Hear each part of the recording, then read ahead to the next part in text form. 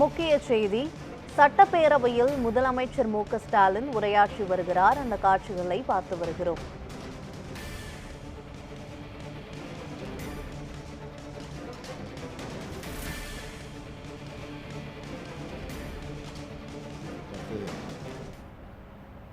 முன்னாள் சட்டமன்ற அதேபோல் இங்கே ஜெகன்மூர்த்தி அவர்களும் மாண்புமிகு உறுப்பினர் ஜெகன்மூர்த்தி அவர்களும் பேசும்போது அதை குறிப்பிட்டு சொல்லியிருக்கிறார்கள்.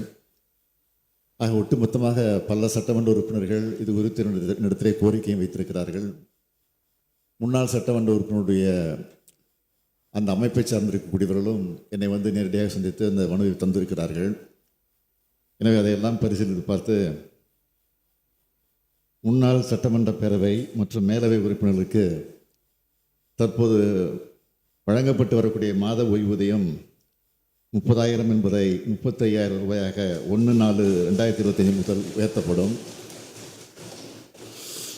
தற்போது வழங்கப்பட்டு வரக்கூடிய முன்னாள் சட்டமன்ற பேரவை மற்றும் மேலவை உறுப்பினர் குடும்ப ஓய்வூதியம் மாதம் 15,000 ரூபாய் என்பது மாதம் ஒன்றுக்கு ரூபாய் 17,500 ரூபாயாக உயர்த்தி வழங்கப்படும்.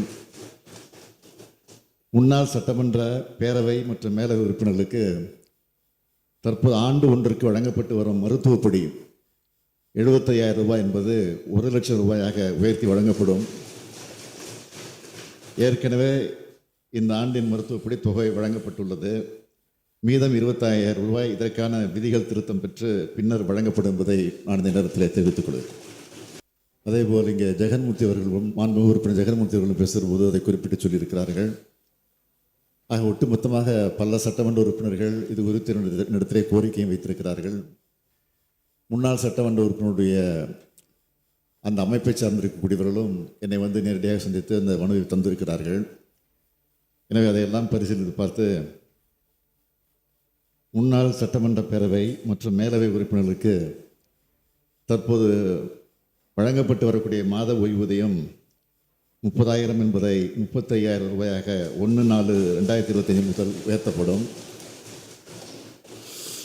தற்போது வழங்கப்பட்டு வரக்கூடிய முன்னாள் சட்டமன்ற பேரவை மற்றும் மேலவை உறுப்பினர் குடும்ப ஓய்வூதியம் மாதம் 15,000 ரூபாய் என்பது மாதம் ஒன்றுக்கு ரூபாய் 17,500 ரூபாயாக உயர்த்தி வழங்கப்படும்.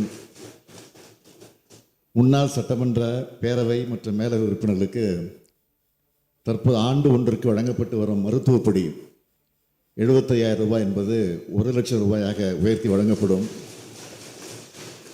ஏற்கனவே இந்த ஆண்டின் மருத்துவப்படி தொகை வழங்கப்பட்டுள்ளது.